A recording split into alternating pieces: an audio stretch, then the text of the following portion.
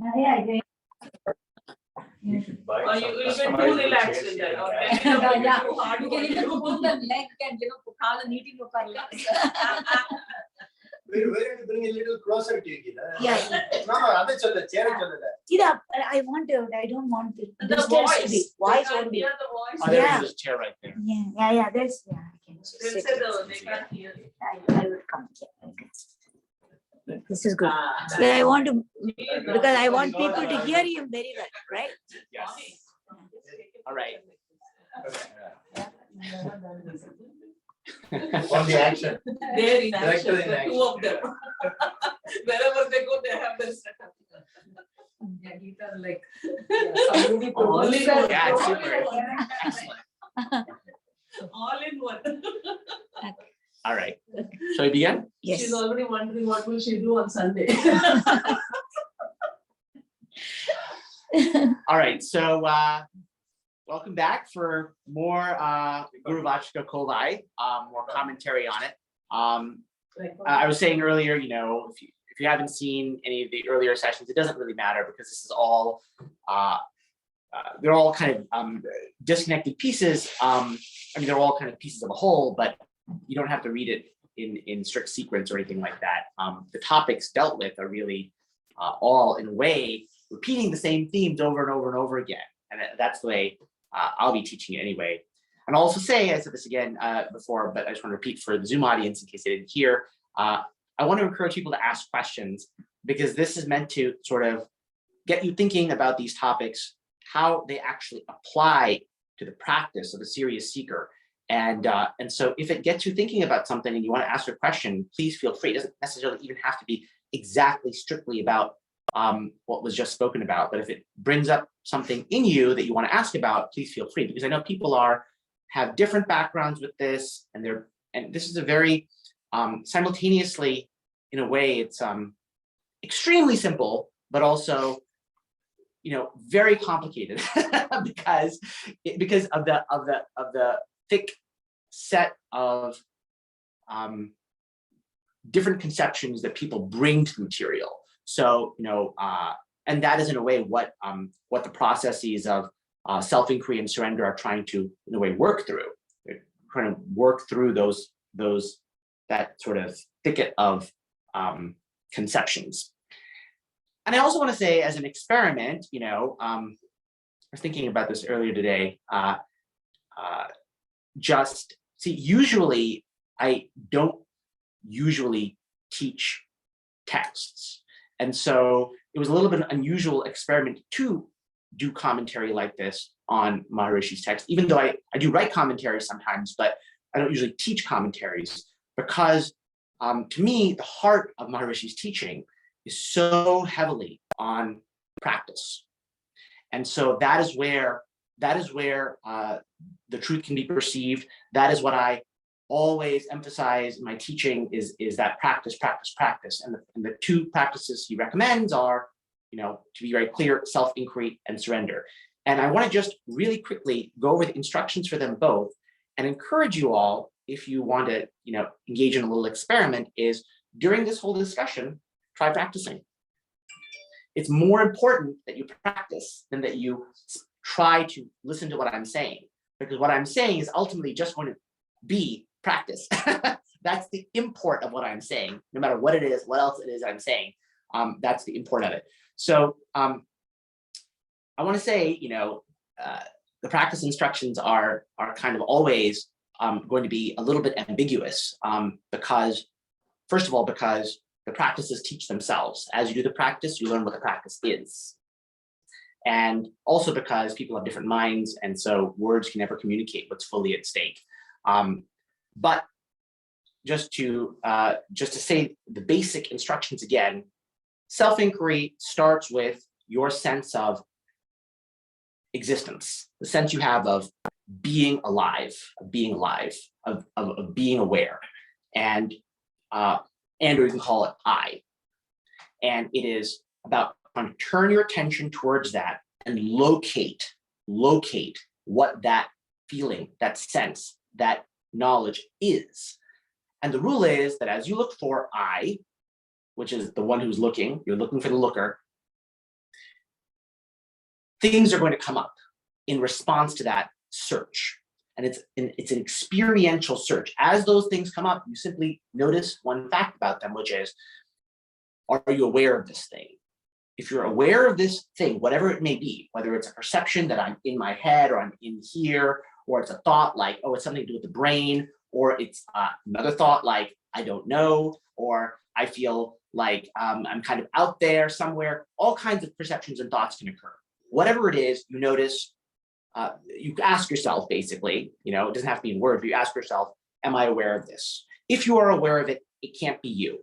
And you ask yourself then, who is aware of it? Who is aware of it, right? So it basically comes right back down to that elementary, basic, obvious sensation of knowledge of your own existence, and you're hunting that. So that's what inquiry is. And you go through a series of things that come up in response to that question, and you keep going back to the fact that those responses are lit up by the thing that you're seeking, which is you. You're lighting it up. It's occurring to you. It's in the light of your awareness. So that's inquiry. And then surrender is, many different little flavors of it, but basically, I like to say it is just about ignoring all thought, which means continuously withdrawing your attention from any particular experience. It's a little misleading. I mean, it's tricky. I say ignore all thought habitually, but really it should be ignore everything. Ignore all things. Ignore anything which is happening right now. And that means you have to keep noticing that something's happening right now. You don't have to notice it in great detail. You just have to notice that it is the case. And then withdraw your attention from it, just like you would if you were staring at something and your mind was absorbed in it, and you suddenly snap back to reality. So just snap yourself back to reality continuously, every second. And then within that core of vigilance, that core of alertness, because you're essentially making yourself alert all the time by doing that. Within that core, you relax your willpower, which is that sense of, I'm going to deliberately, effortfully do something. Anything which feels like painful, burdensome effort, you drop. And in the moment, that's just relaxing, basically. It's relaxing. So you are putting effort towards one thing only, which is the practice of surrender. All other effort you drop. That's surrender. So, and you'll see that those practices talked about in the verses that I'm going to be talking about today. But I encourage you to pick one or the other or both of these practices and try it and see what comes up, see what it's like. And if, as you're practicing today, and at the end of the session, maybe I'll give it 15 minutes, 20 minutes before, I'll ask what your experiences were, and we can talk about it, because it can be interesting. So just to clarify, sure. So for example, now I'm trying hard to pay attention to you. So the practice of surrender. Yes. So I ignore what you're saying. Yes, ignore it. Yes. So when we say ignore, what we mean is you just regard whatever happening here. This is like noise. It's irrelevant. The truth is, your mind can grasp what it needs to grasp about what's being said without you getting in the way. Yes, without you, if it wants to. So you can't demand that it do so. Even if you do try to understand something, often we don't. So whether you try or not is not the relevant factor. There are other factors as to whether you understand something, right? We could be trying hard to understand anything, like a new language or a musical instrument or anything. And even if with our best efforts, it's not always going to happen in that moment. But the point is, it can happen without you. It can happen without you. So yes. Can we just raise our hand and ask a question? Sure. Yes, sure, absolutely. So you talked about self-inquiry just now. Yes. And you said, well, ask yourself the question, who am I? Yes. Effectively. Yes. And the minute, the second, literally, right, that there is an answer. Yes. It's not true, so it's got to be something else. That's right. So how will you ever know? Yes. Because yes, we're human. I'm a neophyte, right, in all of it. So it just kind of keeps going. Oh, am I thinking this? Okay, so it's not me. And keep going. what happens? How do I? Yeah, Yeah, how where do does I it go? know that I'm just, the self-inquiry, or is it just a No. nonstop process? No, there's an end to the process. So remember, you have this juxtaposition of these two hard to square things. One is you have this very like obvious sense of your own being, your own existence right now. It feels like obvious, like, yeah, I'm here. Obviously, I'm here. You wake up in the morning and you feel I'm here. Seems to be no question about it. And then we say, okay, what this sense that I have that I'm here, yeah, but what exactly does it consist of? Like, how do I know that I'm here? Because I look at this table, the table isn't saying you're here. When you see the table, you already know you're here. In the seeing of the table, you're already bringing to it your awareness that you're here. That's when you're able to see the table, because I'm here and I know I'm not the table, basically. Right. So the table isn't saying you're here. In fact, none of our thoughts or feelings are saying are here. And yet we do know that we're here, or at least so it seems. And so what exactly is that feeling is the question. So you're right that none of the obvious suspects are going to be an answer. But it's not like we want to deliberately run through all of them. What we're trying to do is hunt down whatever this feeling, intuition, sense, call it what you will, is that we are experiencing. Like, you're experiencing this like sense that, yeah, I'm here, I exist, I'm alive. That sense, it must be somewhere in there. So you're looking for it. Now, of course, like as we said at the beginning, like it can't be any of the obvious suspects, but still you have to try to localize it, feel it, hunt it, focus it, bring it into focus, magnify it, whatever you want to call it. In the process, you inevitably run through all these wrong objects that it can't be. Eventually, what will happen is, you will start experiencing varying degrees of mental silence, basically. The silence is not itself still not exactly what you're looking for, because you're aware of the silence. So that can't be you either. That's also a kind of subtle thought. But that thought, that silence, as you look deeper and deeper into it, it becomes more and more silent, essentially. When you keep looking for, where am I in relationship to this silence? It will become eventually apparent that the silence is it's not you exactly, but it's like holding up a mirror to you. And that silence is showing you a reflection of your actual identity, a clear reflection of your actual identity. So you keep looking like, in the silence, where am I? At a certain point, you can say it's grace, basically, but essentially, yes, like something shifts. There is a perspectival shift that is required. You can't get there from your ordinary way of thinking, but through your ordinary way of thinking, you root backwards. You root backwards to that silence, and then you keep hunting even there. And at a certain point, something breaks, either temporarily, in which case you feel this sort of glimpse of the truth, this momentary insight, right? And then you snap back because the attachments to your ordinary identity have not been sufficiently burned away, or if they have been sufficiently weakened, then that will blossom into final understandings. So I understand. I think I understand. So you're talking about a process of elimination, and you're going forward. So this moment of silence that you're talking about, the reason I ask is, it's a sense of progress, because the goal is to achieve that, right? Yes. The sense that we're in the right direction, or we're headed in the right sort of, yes, the vector is the right way. The silence is probably a good indicator then. Okay, so this is great. Exactly. Yeah, because silence is essentially peace. So peace is a good thing. We don't want to say it's not. It is a marker of progress. Basically, the markers of progress are, the most important marker of progress is increasing intensity and continuity of the practice.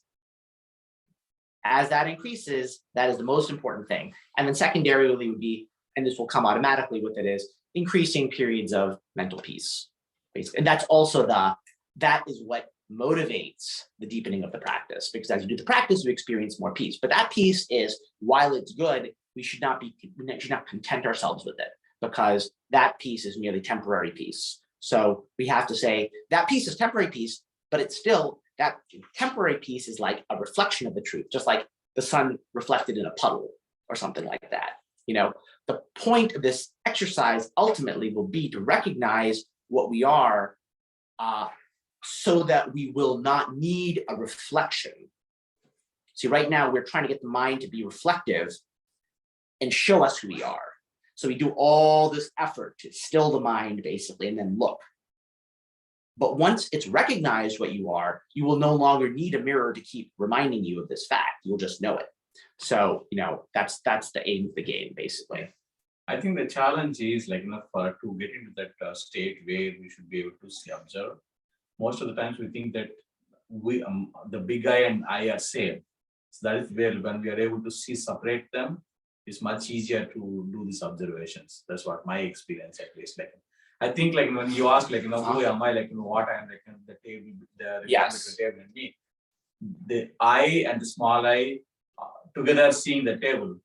But the moment I separate my big I, the real I, then everything is like a show for me, Well, I think what you're saying is, and again, Maharishi does speak to this in one of the verses we're going to talk about, is there is a theory you have learned, okay, which, I'm teaching it too. There's a theory you've learned about the so-called big I, okay? And that theory is what you're thinking of when you're doing self-inquiry. And that theory is interfering with the inquiry. Inquiry is not about theory. Inquiry is right now, you have this direct perception of your own existence. You don't have to think about it. It doesn't come from a book. You don't have to logically arrive at that. Oh yeah, I read about the fact that I exist. No, I'm not talking about theory. Even the more and more I practice, the theory becomes more practical. That's what I'm trying to say. Becomes more what? It becomes more practical that I can separate the big I to the small. But the big I is not something of which you have experience as a seeker. I mean, what I'm trying to say, as a seeker, you can forget the big I, little I. You can keep it. You can, cabinet away as in the back of your mind as a theory. All we're looking for right now is what is the small I, meaning what is the only I with which you are actually familiar. The I with which you are actually familiar is what we're looking for right now. What is that? That will, when you seek it, yield, and that will show you what the big I really is, basically. Right now, the big I is just a thought.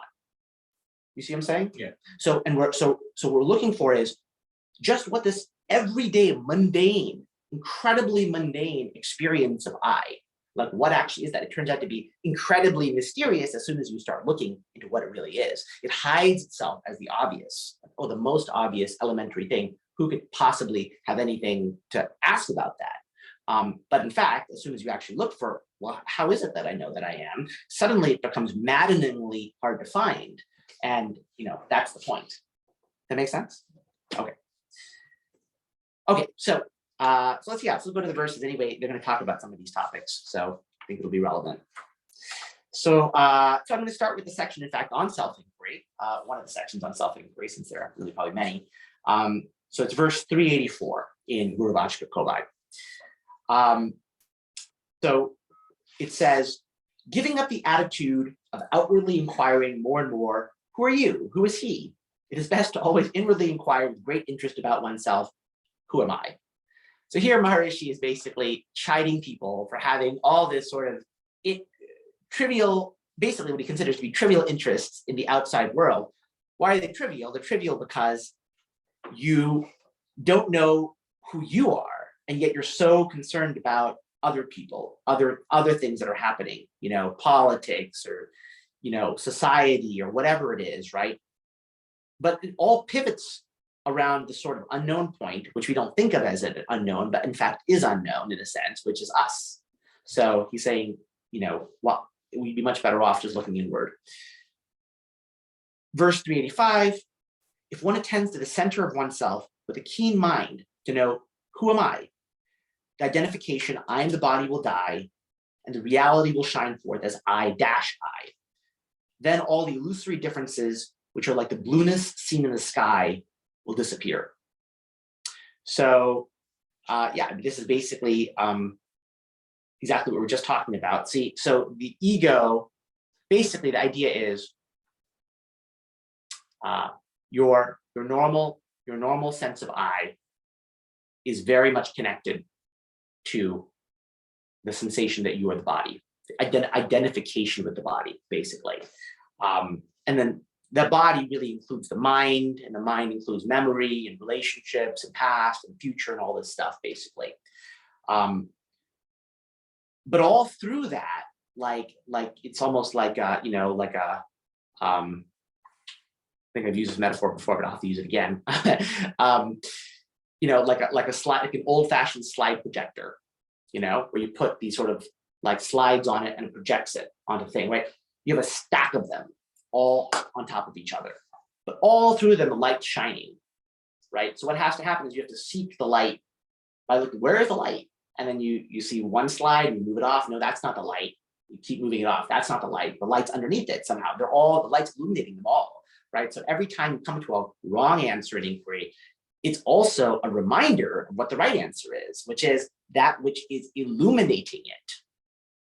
So, so when you inquire to that center, which is that light, when you look for that light with a keen mind, these slides, which are the thoughts, which are, see, I like to put it in two concepts, right? These thoughts, there's attachment and identification. So identification is the sense that you are something limited. And then from that sense that you're something limited, like i.e. the body and all its relationships, you have all these desires and fears. Those are the attachments, things you care about, things that you feel like, I have to put my effort into this, otherwise things will go wrong. And I don't want things to go wrong. So, the identification is sustained by the attachments, and the attachments are sustained by the identification. It's kind of a mutual, relationship. So the thing is, both are really vulnerable on one point, which is this question of the I, because the reason you care about your family, your friends, your career, your future, your past, all of these things is because presumably they're your family, your friends, your future, your past, But if we stop to think, well, yeah, but who am I in this picture? Exactly, really, where am I? I'm the supposed observer of all this, but where is that? What is that, right? That suddenly just upturns everything, to the extent that we're able to focus on that. And so if we keep focusing on that, what happens is all these other concerns start to pale in significance compared to this burning question. And also, peace increases. And so as inner peace increases while doing the practice, that's what happens. The mind goes into that silence. It starts to like that silence. It wants more of that peace. All these other ways of obtaining peace are inferior because they require a lot of effort. They are temporary. They're contingent. You may or may not get what you want. Oftentimes you don't. It's very frustrating. So suddenly when you start seeing this practice, like, oh, this is a much easier way to get the sense of peace that I was looking for, the mind starts to gravitate more and more towards that, and everything else becomes less and less and less and less important. As the attachments become less important, the mind moves less, and the identification with the implicit picture of yourself that had been built up and which is consisting essentially of these attachments, then starts to be less and less important. And that's critical in the search, because what basically prevents people from getting clarity about who they are is a large part of themselves does not want to see, because the seeing feels threatening to the imaginary life that they were living. So, because I think that, yeah, all the things I care about are really real. And I've been working so hard to make them happen in a certain way. And now I'm verging on the insight that they're all like a dream that could feel like scary or meaningless, any number of things, right? Actually, the truth is there's nothing to be afraid of, but there's a part of ourselves that doesn't want, therefore, to walk through the door of knowledge. the only way to get to that, to be able to walk through is to be able to weaken those parts by, basically inundating ourselves in the practice and inundating in the resulting peace, and then the other concerns just eventually become less and less and less and less important, and eventually you can walk through the door and grace appears, you might say. So he also says, by the way, then all the illusory differences, which are like the blueness seen in the sky, will disappear. So that's because, and this again is sort of a mystical statement in a way. One of these things, there's so many things where as soon as you talk about it, it becomes very, very hard to explain. But essentially, right, all differences are coming from a kind of assertion that is made by you, right? There's a thought that says, this exists. This exists. In order for something to exist, it has to be different from something else. So those are the differences. So any difference is based on a limitation of one object relative to some other object. In order for something to be read, it has to mean something for some, it has to be meaningful for there to be something that's not read. Read is dependent on not read. Everything is dependent on its opposite, basically. Every quality is dependent on its opposite. Every object is dependent on its opposite. Every thought has a form. Everything has a limit, basically. Those limits are all thought by or spoken by I. And that I establishes an initial limit, which is I versus not I. Without that initial limit, you can't think and you can't have differences. So when that initial limit, which is the center I, which is the small I, the false I in a sense, when that is seen in some way to be not what it seemed to be, all the other differences which are dependent on it also are not what they seem to be. And so in some profound sense, the exact sense of which you'll have to discover for yourself, they disappear. Okay, and the next verse talks about this. So verse 386, all doubts and questions pertaining to duality and otherness will be destroyed by the question, who am I? This question, who is this I who doubts and asks about other things, will itself turn out to be the Brahmastra and will destroy the appearance of all otherness, which is nothing other than dark ignorance. So there are a lot of questions that come up, existential questions that come up for seekers, for everybody really, like, why is there evil in the world? Why did God choose to create things this way? If, you could ask so many questions like, if, for example, the self is perfect and happy and complete and unlimited and blissful, then why are we ignorant? Why are we going through this search? Why are we having to play this game, with this sort of frustrating game? All those questions are questions about the nature of duality.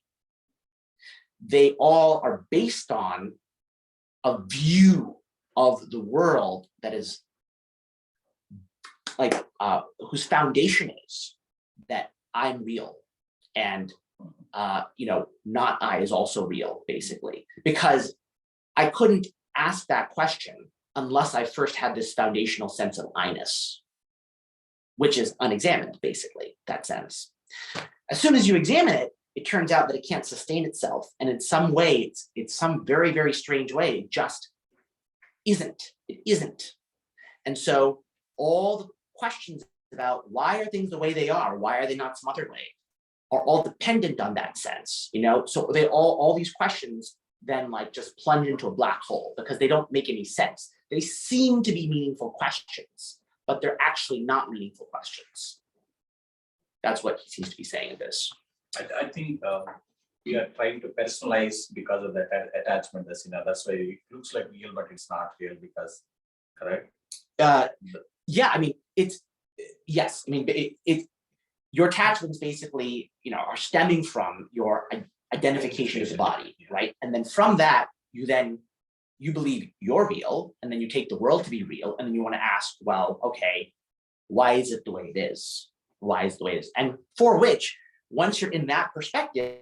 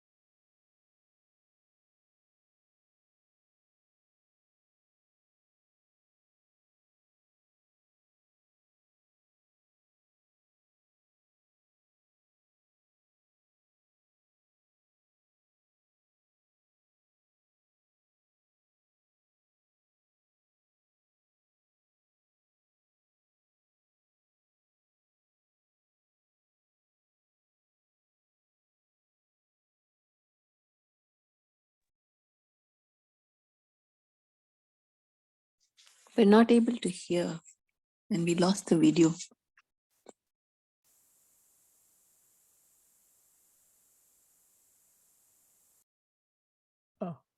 They may want to rejoin the meeting. Which I tried, but I think I don't hear the speaker or can't see the video either. Oh, Yeah, looks like they lost the connection. I see. Is it better we call Geeta once? Yeah, maybe you can text her to her phone. Yeah, Okay. please.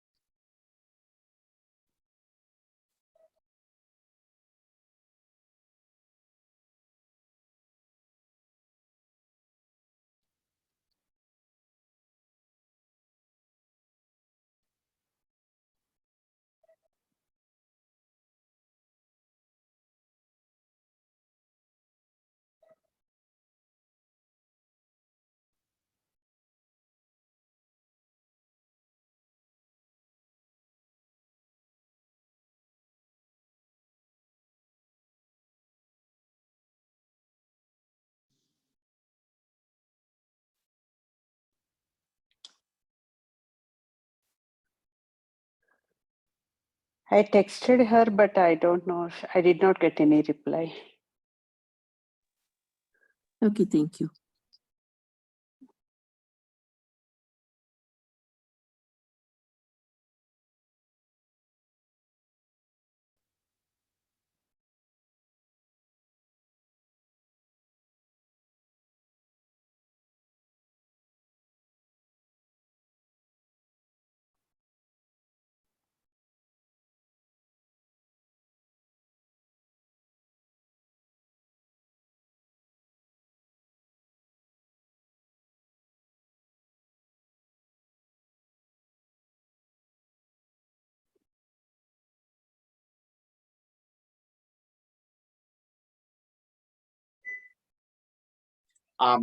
Yeah, so that's what I mean.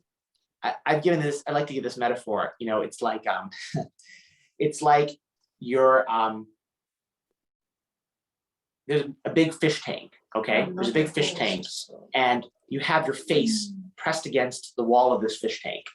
And let's say that for some reason you've forgotten that you have your face pressed against the fish tank. You've just been staring inside this tank for a very, very long time. Who knows how long? And suddenly it occurs to you, oh, you know, where am I?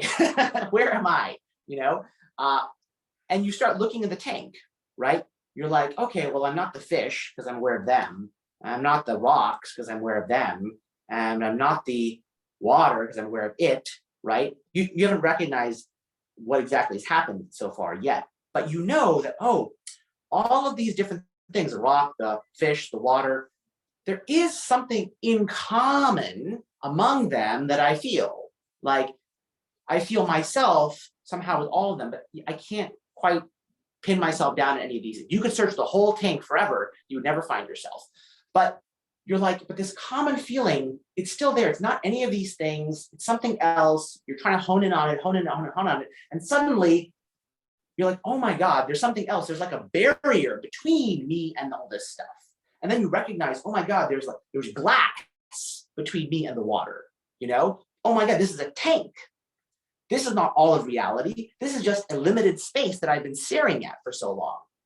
And in that moment, then you realize, oh my God, I'm standing outside the tank looking in, right? There's common sensation in this metaphor. It's the sensation of your body in this case, which is mixed with the perception of the water, the rocks, the fish. The bodily perception is mixed with them. It's mixed with them equally. So you can't actually localize your bodily sensation in any of those things. But by trying to seek out the source of that common sensation, you are able to finally recognize that, oh my God, this is not all of reality. This is just a limited object.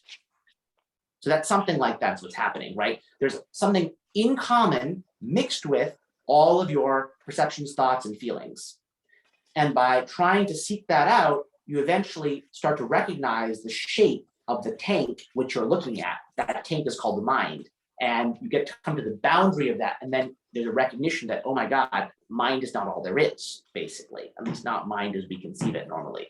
So, and in that recognition, we then are able to, there is a flash of insight about what is beyond, basically. By the way, anyone on Zoom can feel free to chime in if they have any questions or anything like that.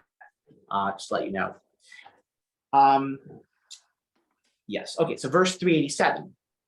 By destroying the mischievous and frisky ego through the inquiry, who is this I who sees the outside world through the deceitful senses? To remain permanently in me jnana paranishta is truly the means for one to attain liberation. So basically, this is, self-abidance is what this term means. So basically, what it's saying is you basically constantly engage in this inquiry, and that's going to lead to ultimate knowledge. Verse 388, the individual who inquires into his real nature, who am I, will die as the eyeless self. So I find this kind of funny, right? Because it sort of shows the inherent it shows in itself the inherent perspective change that's part of this inquiry, right? Because we start with an individual, okay? The individual who inquires into his real nature, who am I, will die as the eyeless self. So your true nature is you're not an individual. So if you're not an individual, if you are in fact something which is an essence, which is beyond all of that, beyond limitation, basically, you weren't born. And so you cannot die. So the knowledge which you get through inquiry is precisely that. I'm not this individual that I thought I was. Recording in progress. Okay.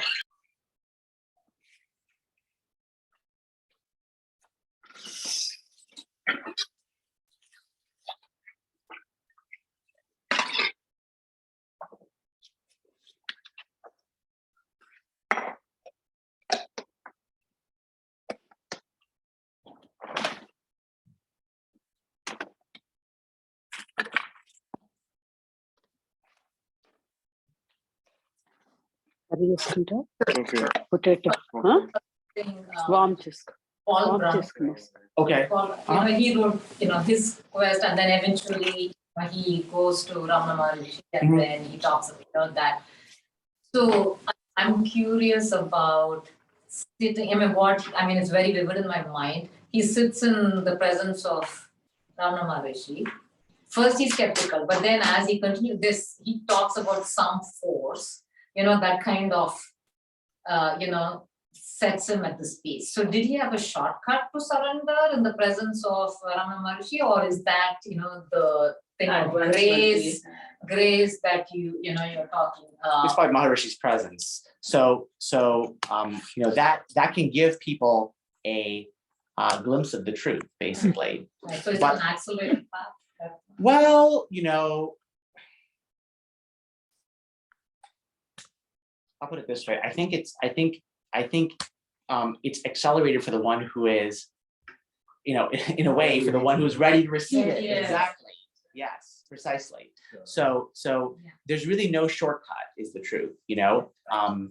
It's as people are ready, which comes from the work, basically from the effort. Yeah, precisely. Kanti Swami had told me Sorry? that There's so many people waiting in front for you of to go him, there. but it happens only few, right?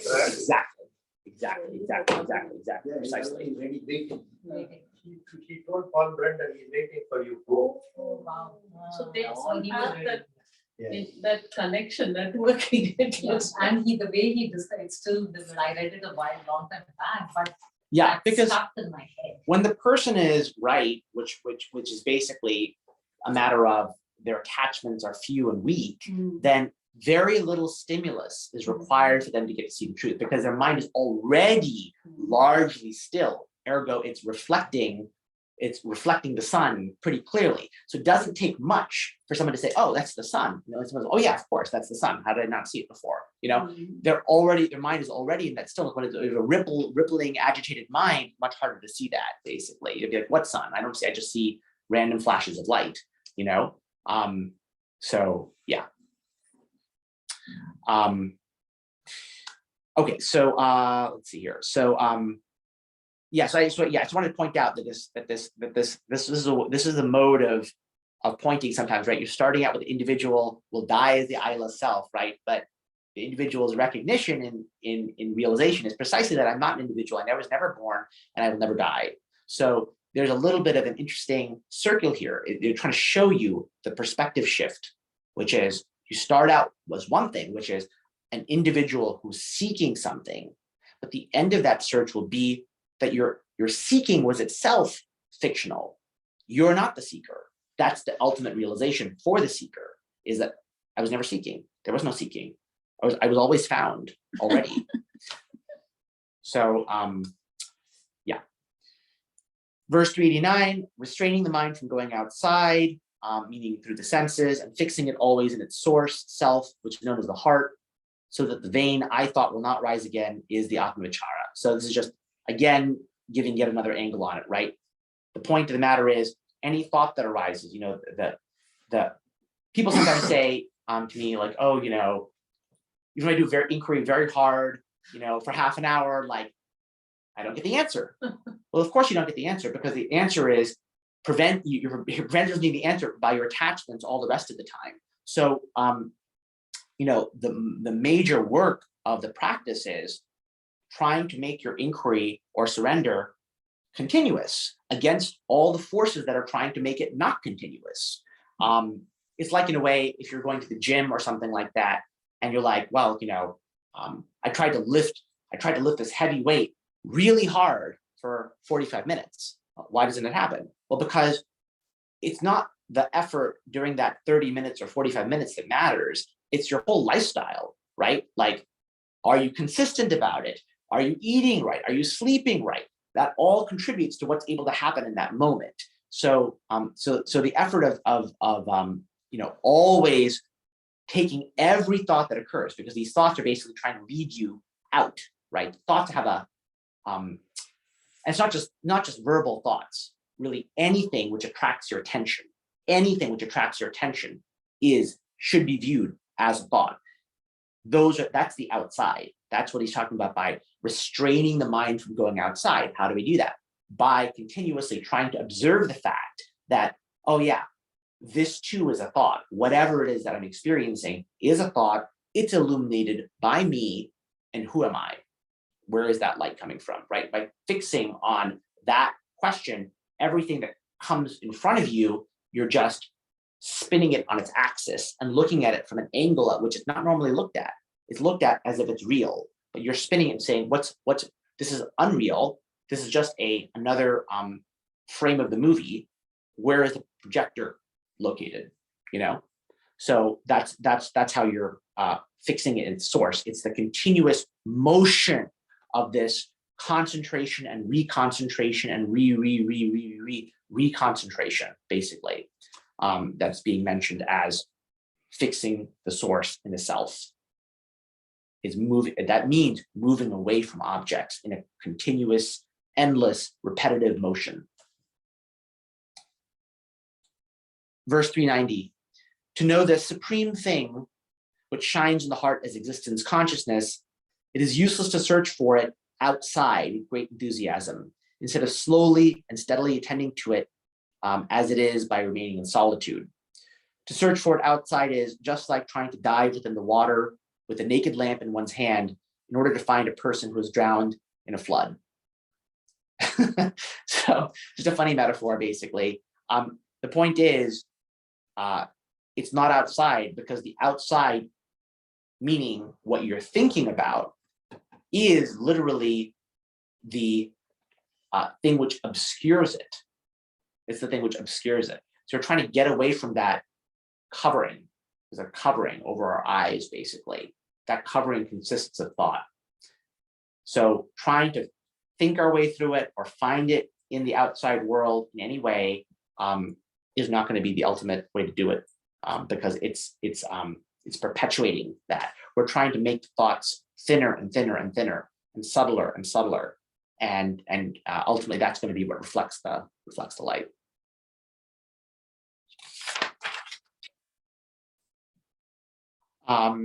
Let's see here. Oh yes, okay. So verse 391, self, which shines within the five sheaths, should be attended to within the heart. Instead of doing so, to inquire for it in the scriptures is only scriptural inquiry. How can it be self-inquiry? So he's definitely scolding people who think that just by reading about, so the five sheaths, as some of you may know, is a kind of a Vedantic classification of the body, right? Starting with the physical organs, and then the life energy of prana, and then within that the sort of emotional organ, which is called manas, and then the sort of decision-making, thinking organ, which is the intellect, and then within that, is the ahamkara, the sort of I thought, basically. And so this set of layers, like an onion, would be said to comprise the jiva, or the person, basically. The self, which is shining through all of that, it is a useful metaphor to think of it in a way as sort of layers like that. But the point is, you can't really understand the meaning of that just by logical thinking like that. It has to be seen through your experience by turning your attention towards that sense of I-ness. That's the light shining through.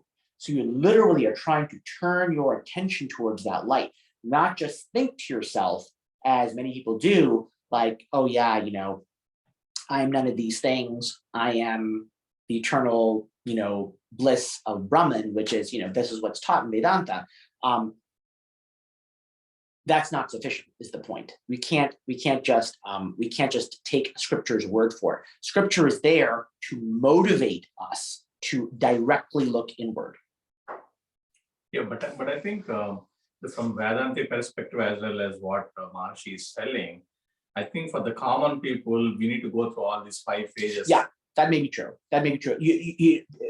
Scripture, learning something, having an intellectual framework is very important for most people. I agree, but there's a danger that one can be trapped in that and think that, oh, I've learned this framework, therefore I know. This is knowledge. You know, a lot of people think that way. It's another subject to be mastered. Yeah, it's another subject to be mastered, and then now they get it. The They know words it. are there. They know it. They know it, but they don't know it because Advaita is not a set of concepts to be understood like that. That's not the meaning of it. It may seem like that, but it's not. It has a very sophisticated philosophy, but that philosophy is not it. It is merely a set of pointers to it, which is different. And so if we think, you know, as the Upanishads say, if we think we get it, we don't get it. So see, but that's the challenge also, right? I mean, in our journey, you know, whenever it hits that you have to get to the spirituality in your journey, you kind of are tasting or, you know, the buffet or wine tasting. You're getting a little of Advaita, you're getting a little of yoga, you're getting a little of everything. So what happens is, I mean, it is beneficial, right? Because you're at least, you know, your spiritual journey is continuing. But then this kind of direct experiential thing. And in these last 2-3 days where you've been, you know, guiding us through the self-inquiry thing, that is where I'm realizing, you know, the struggle and the exhaustion is this. One is, of course, your senses going in all kinds of directions. The other one is your knowledge base, you know, the logic and the knowledge, everything coming in the way. So it is, you know, so that is, and, you know, and that is why. So like you were saying, this I am, you know, but like I said, the glimpse was there about just not getting, you know, shutting your mind and not letting it instruct you or give you all this information and overload you. But it is so transient and it is such a struggle. No, it is. It is. Maharishi said something like that. He said the learned person, meaning scripturally learned, has effectively an inner family from which they have to rid themselves of. You know, sometimes it's a bigger body. Exactly. You need to unlearn it to learn. You need to unlearn to learn, and the intellect will be the biggest enemy at one point. At one point. So it's important thing is, that's the unfortunate thing, is you need it to get to, many people need it to get to a certain point. Like they have to have that intellectual, otherwise it wouldn't be motivated to even walk on this road. But then eventually it becomes a burden. You know, so I think Buddhists say something like, you know, once you've crossed the river, you can put the boat down. You know, so the intellect, I think, gets you to a certain point, and then you have to stop. Oh, but by the time you're so attached to the boat, I know.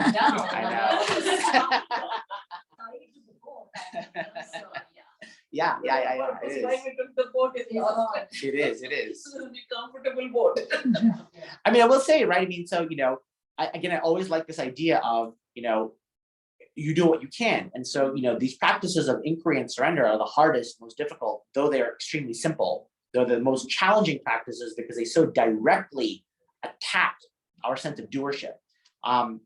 So sometimes it feels like we can't do that because it's just too overwhelming. And in those moments, are you better off reading scripture than doing nothing? Yes, you are. Doing karma yoga, or yoga, exactly. Do something, exactly. Step down to whatever it is you can do. Exactly.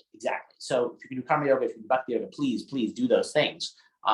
Do whatever you can to exert concentration, you know, at whatever level, in whatever way you can. And yes, for some people that may mean absolutely reading scripture. That's why it's there, you know. But here is the thing: even the bhakti yoga or karma yoga can be a bondage, correct? Because some people think that, you know, I will be Yeah, liberated with Liberated. this. with that, correct? But actually, we are not liberated. Correct. But those things are, yes, I mean, they'll eventually, they could become traps in the end in a sense, but they are, yeah, they're basically mentally purifying tools, which I guess in a way scripture is as well. So eventually, if practiced with great devotion, karma yoga or bhakti yoga will be like a river that leads you to this sea. It will end up in some version of inquiry or surrender. That's usually the case. I mean, I get the idea why Ramana Maharshi said this is the, the ultimate Yeah. form, of, Devotion. the journey to Yeah. truth, Yes. the ultimate way. I get it, but it is tough. Yeah. Well, that's right. It is tough. It is tough. It's not because the actual truth is tough, it's because the resistances to it are tough. That's why. Right. Because the attachments are so strong. Yeah. It's like basically it's like saying like all you have to do is hop over this 6-inch gap or something like that, but like below that is like a 20,000 foot drop, right? So if you make a mistake, the fear is so strong that you won't do it. It's something like that. Or it's like there's like a wall of imaginary fire, and as you approach it, it feels hotter and hotter. Feel like it's going to burn you. If you just walked through it, it wouldn't touch you. Actually, it's completely illusion, but it feels as if it's going to burn you to death as you approach it. That's the problem. So, If it was easy, yeah, then exactly. everybody would be enlightened. Yes. I mean, I don't know what the percentage of people who are truly enlightened is or not, but it's not. It's logical. Maybe it's not. Okay, I mean, I think it might be logical only because when we grew up, I mean, at least I read everything is Maya, right? So if everything is Maya, then that's basically what it is. Yes.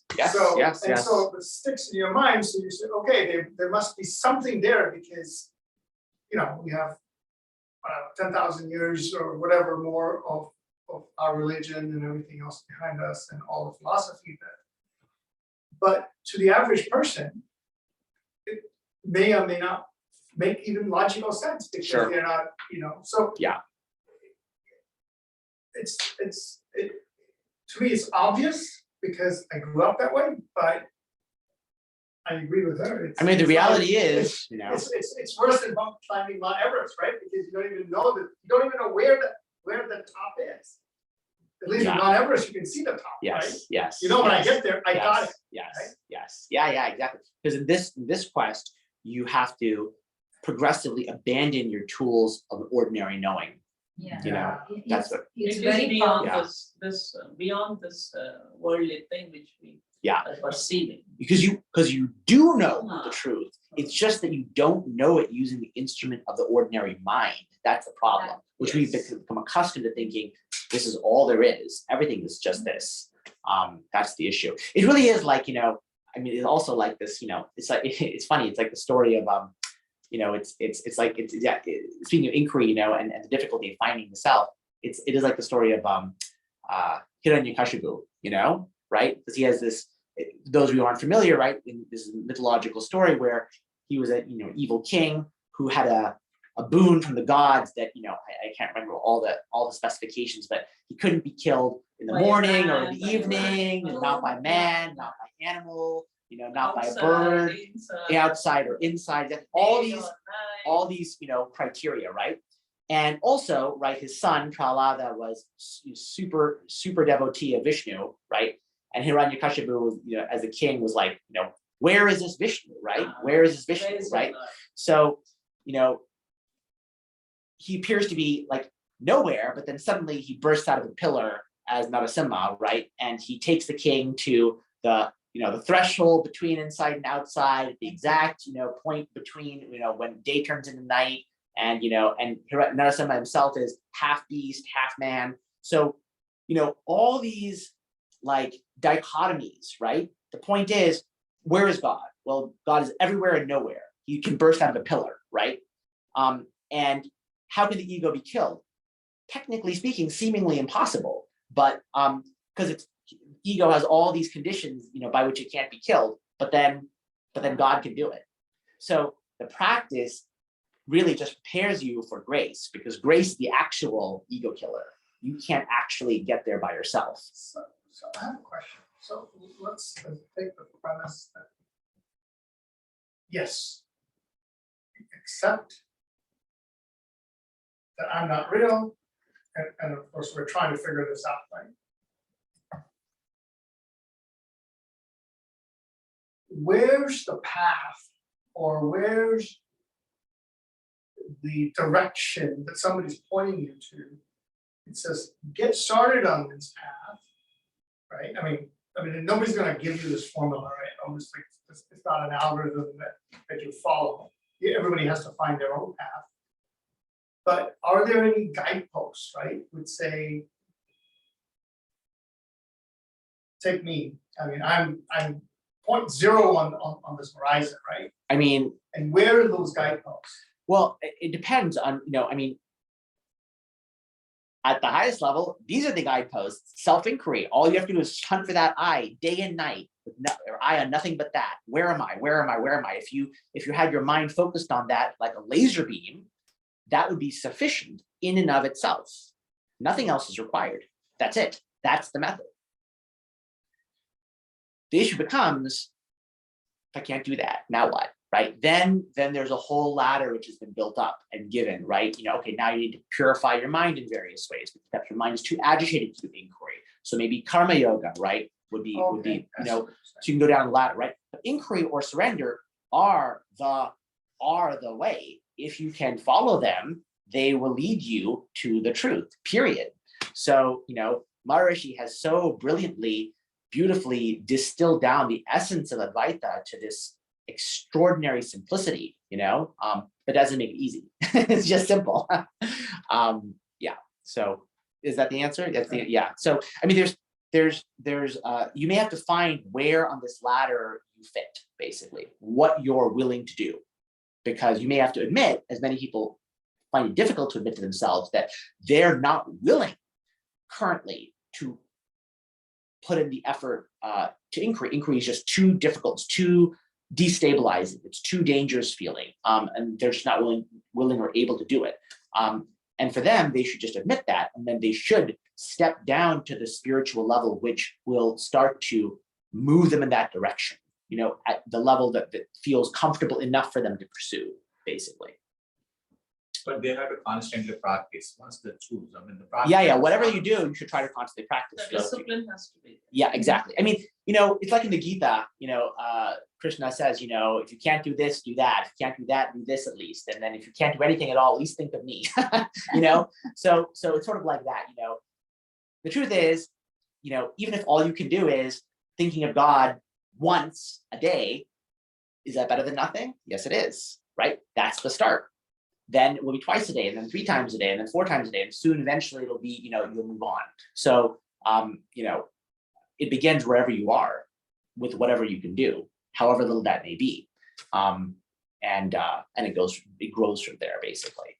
I think that is pretty common for most of us. Like we're all like, in the beginning, we are very raw. Yeah. Right? We start some point and that connect with people, connect with the satsang, Yes. slowly opens, Yes. and Yes. we start climbing the ladder. Okay, yeah. Because he himself has told, when you're ready, I'll send the teacher. Yeah. Exactly. That's exactly right. He already told that. That's right. Pretty That's much right. this interaction itself is shows You that we should are end in, up in we are our in the lives. pack. Right? Exactly. That's right. You're present here. Yes. He is a part of that. Yeah. Otherwise, it's only 4 or 5 of us. He's telling, so. Okay.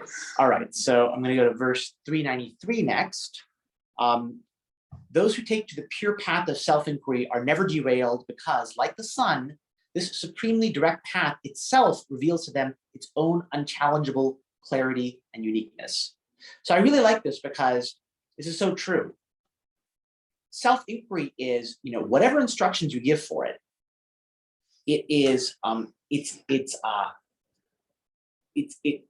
the understanding of those instructions will change over time, because the meaning of what self-inquiry means is itself conditioned by your thinking process. So as you start to look for yourself, that thinking process will alter and become subtler.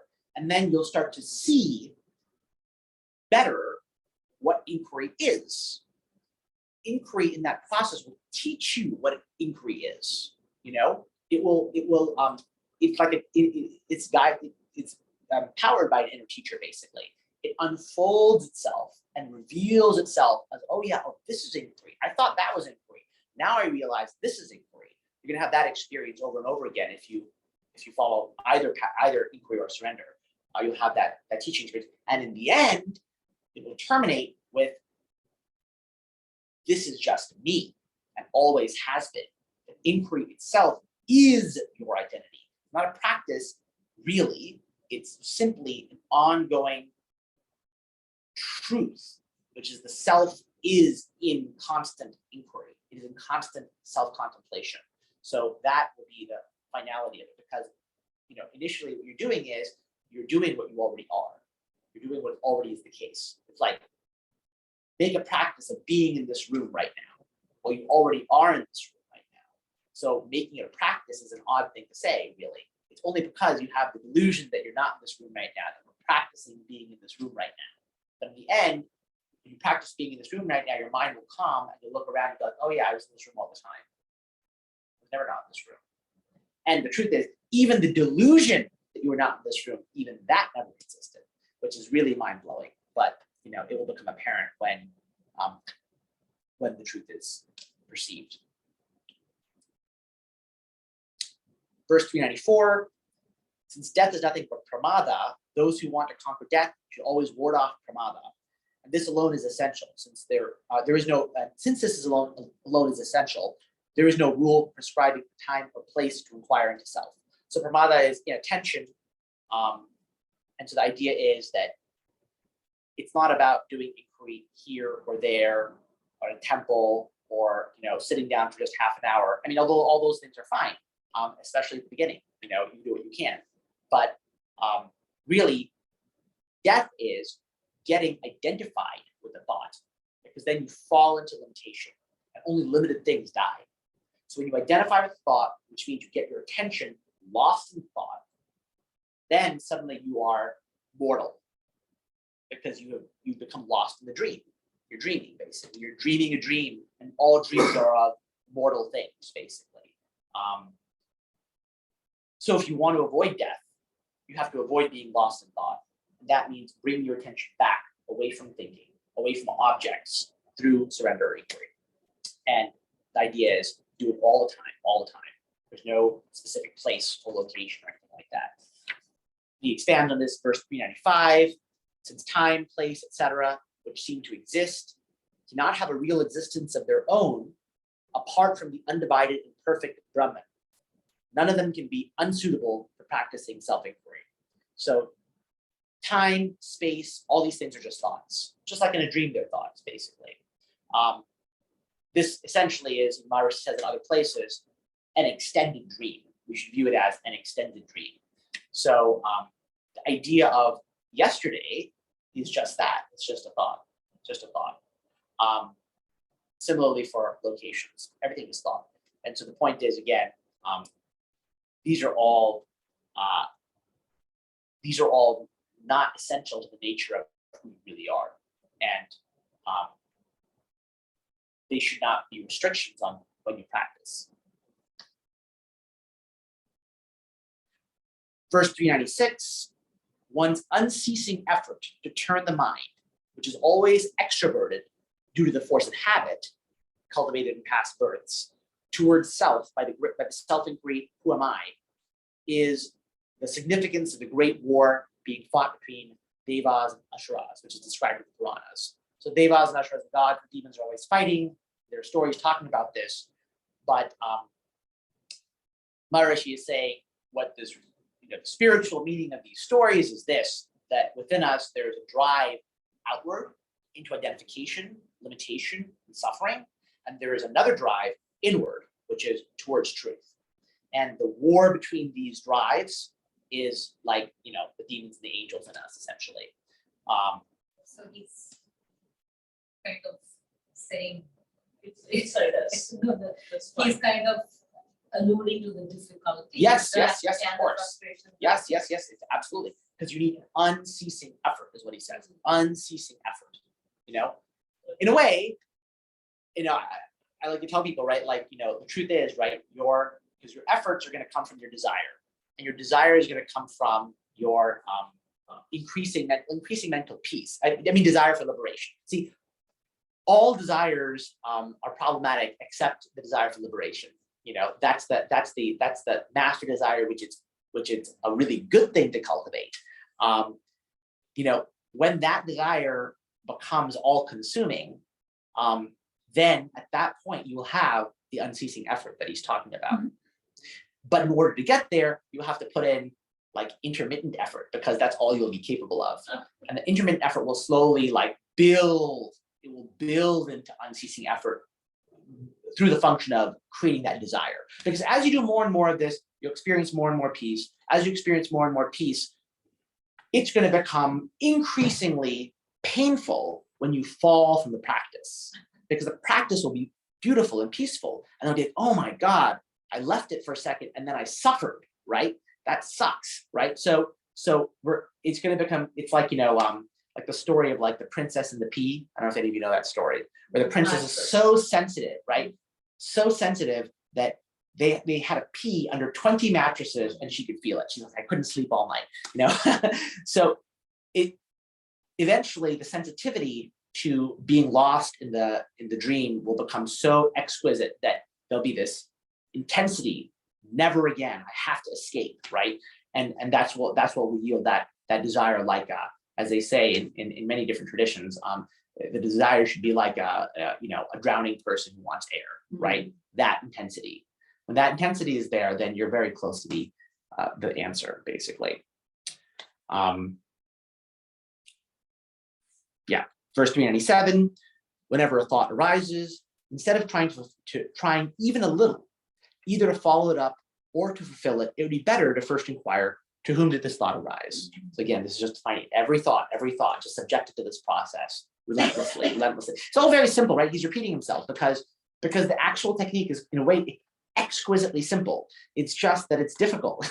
That's all, because of our identification. That's it. But this is a way of cutting things down, because when you have a thought, again, you're showing its vulnerable point when you ask, who is it that has the thought? Because the reason you care about the thought, again, is because you think it's yours. It's my thought. This is describing my reality. That's why I care. As soon as you see, well, who am I? And you're like, oh, I don't know who I am. Now, the thought in that process suddenly is robbed of a lot of its importance, because I don't know who I am. Why should I care about this thought? You know, that is what weakens the attachment. And in that moment of not caring, you feel this like relief, like, okay, this is good. That's that relative silence that's going to occur. That's the relative mental peace that's going to occur. And that's what's going to encourage you to do this process again and again and again, because it's so sweet in comparison to the pain of being like this ox yoked to like, all this stuff we have to do, basically. Verse 398, when one thus inwardly inquires, is it not to me that this thought has arisen? Then who am I? The mind will return to subside in its source, and the already risen thought will also vanish. Again, this is back to that peace, the point about going to peace. Verse 399, when one daily practices in this manner, since impurities are being removed from the mind, it will become purer and purer to such an extent that practice will become so easy that the mind will reach the heart as soon as the inquiry is commenced. So it means it'll fall into this silence just faster and faster and faster, because eventually it'll become highly intuitive, what this means. Yeah. I will just point out one small thing, which you may talk about later, I can't remember, is, I would, how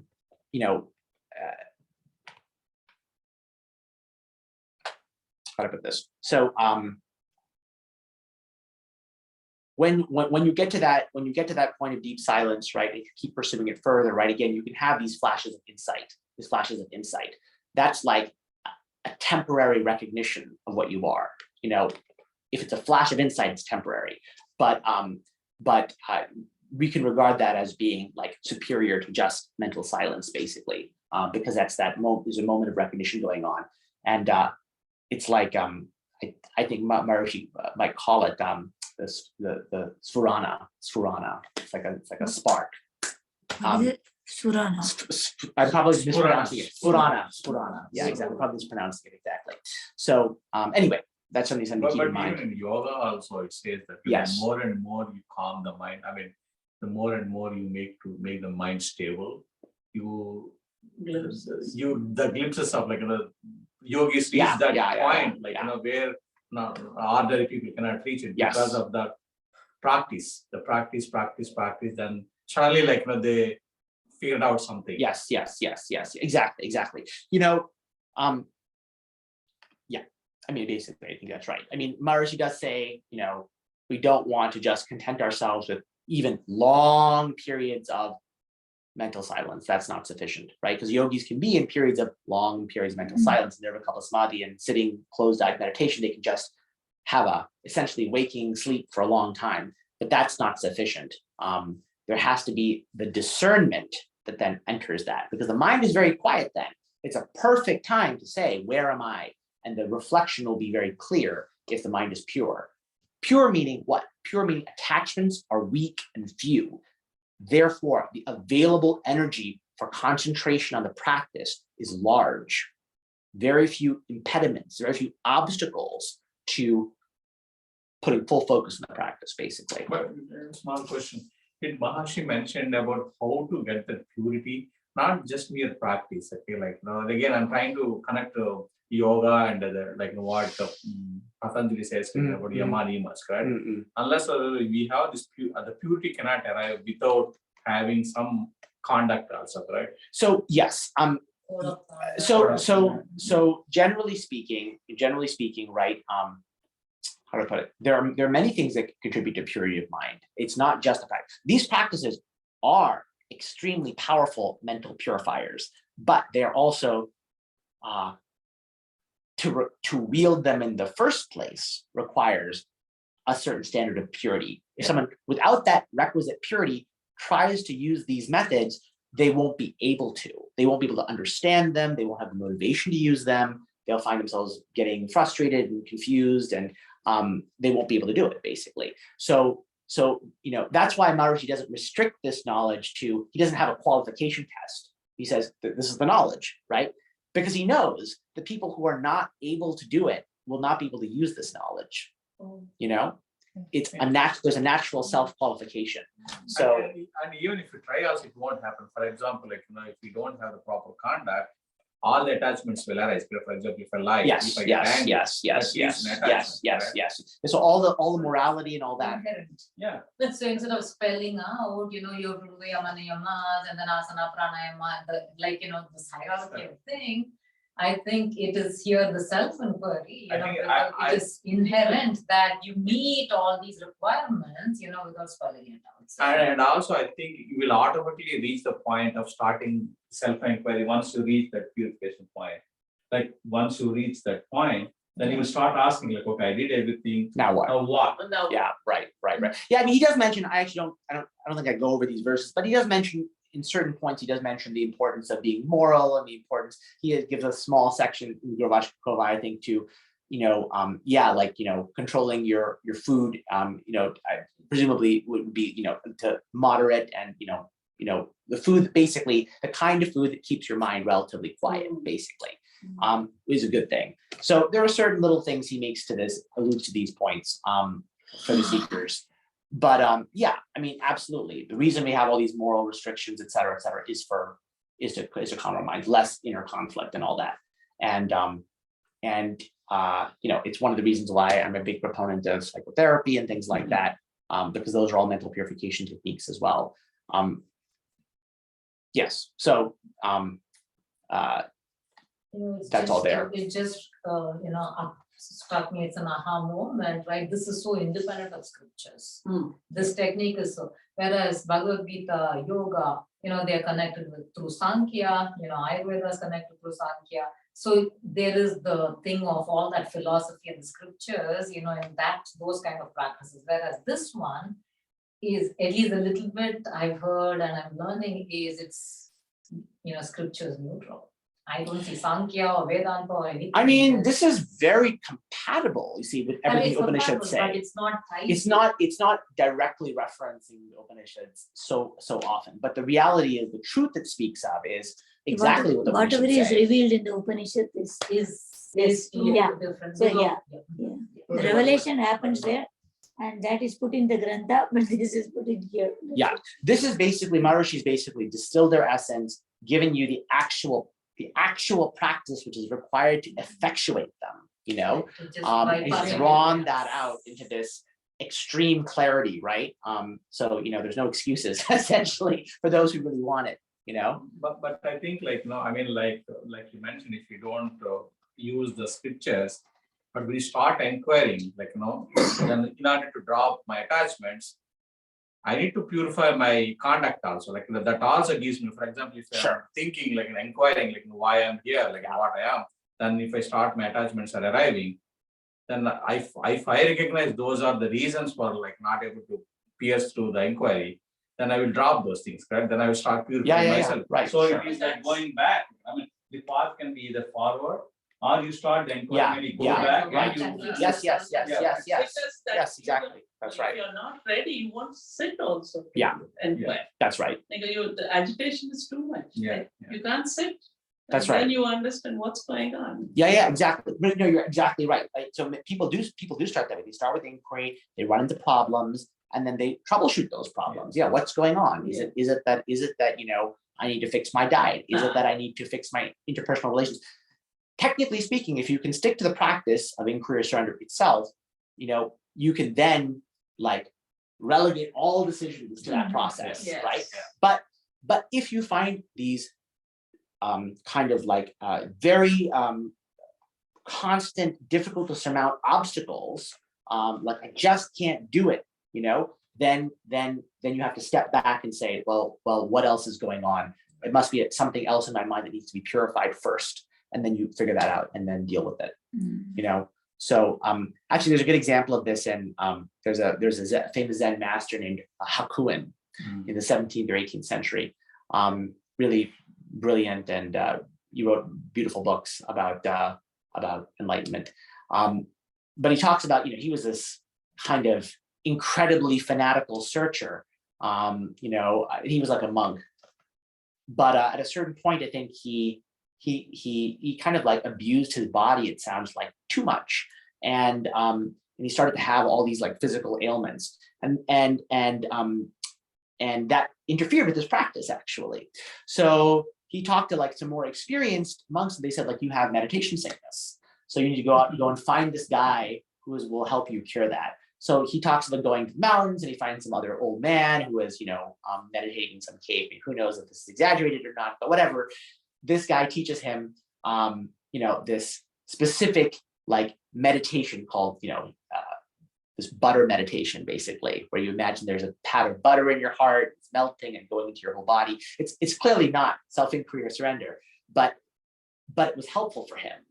It helped cure his meditation sickness. So the point is, he had to step away from his cutting edge practice, fix the problem, and then come back. What's his name again? Hakuin, Hakuin. It's like Buddha also, correct? Buddha also tried, starved himself for a long time, and Yeah, then he yeah, realized, like, no, okay, it's not working. Right, Yeah. right, exactly. But when a lot of devotees come to Ramana, they say that I'm not able to do this, then he will give alternatives. So Yeah. what can you do? Can you do Ramanamas, or do just Parayana? Yes. Do this, do that. Yes. He gives alternate based on the capacity of the devotee. Yeah. Exactly. That's right, precisely. Yeah. Those alternatives mostly don't interest me that much, as I don't talk about them, but you're 100% right, that Maharshi did. But you know, in 271, I think you read it, they said if you go to a guru, and if the guru asks you to do puja, jabam and all, he's like, you know, giving you a karma to go to. Yeah. That's 271. Yeah, that's also said, exactly. If you're ready to do Jnana Marga or Yes. Nanya, Yes. and if you go to a guru, if you ask you to do puja, jabam, dhyanam, and yoga, that guy is ordaining you to go to hell. Yeah. I was so shocked when I read that. Yeah, it's hilarious. It's hilarious. But that I is mean, that it's, is astrology. No, I blocked it for you. I just want you to read it.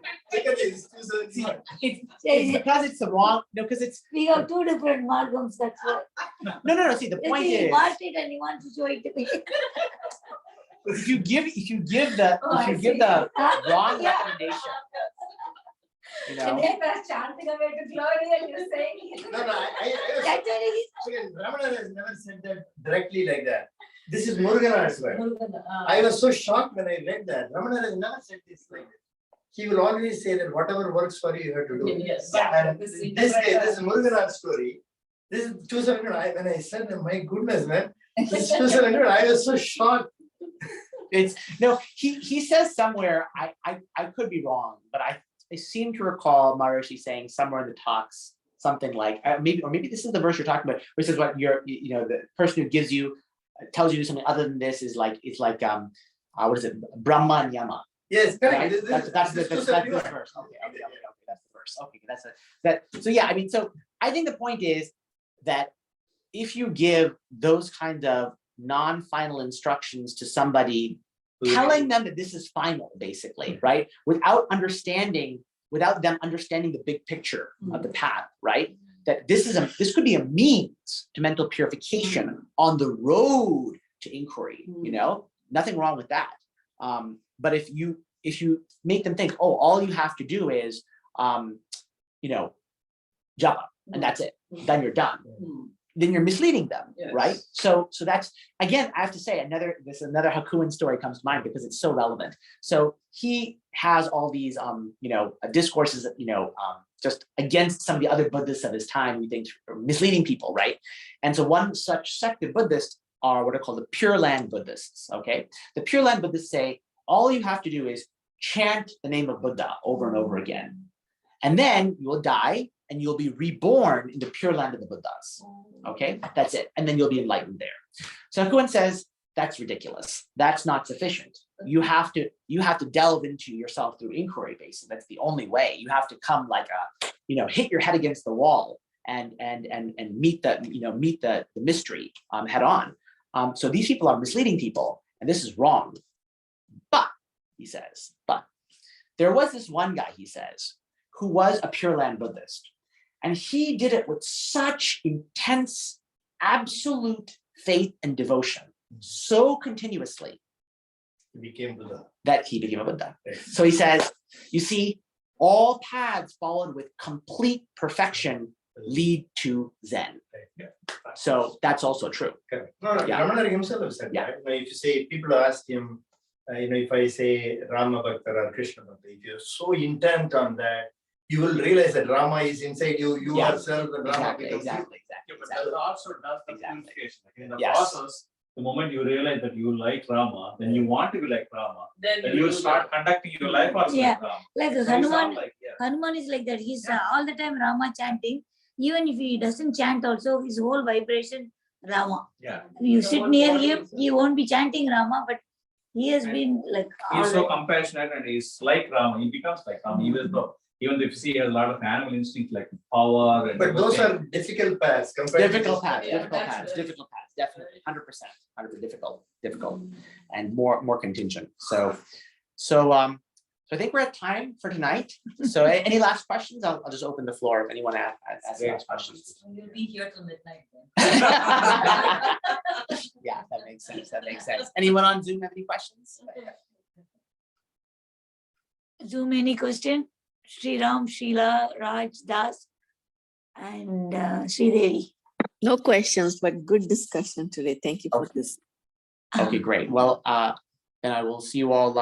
There's meditation in the morning tomorrow, and then the last session of Guru Vachaka Kovai tomorrow night, and then on Saturday Yeah. there'll be another workshop that deals mostly with Ribu Gita, basically. Yeah, Ribu And Gita. there's Yeah. amazing Yes, book, amazing please, text, It's an amazing text. Lisa, let them know, they can come and tomorrow. Friday evening. Yeah. So maybe they can come in person. Yeah, they can. Yeah, I can come in person tomorrow morning for that, and evening Guru Vachaka Kovai in Krishna Kumari's house in Cupertino, right? Yeah. Thank you. Thank you. Please have some